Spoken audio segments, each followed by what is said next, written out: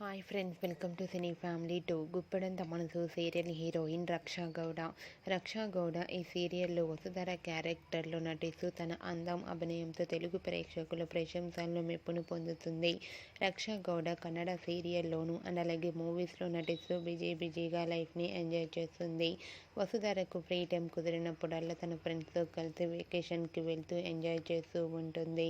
అయితే రీసెంట్గా గుప్పెడంత మనసు సీరియల్ హీరోయిన్ వసుధర తన Kannada movie shooting location latest ఫొటోస్ను షేర్ చేసింది.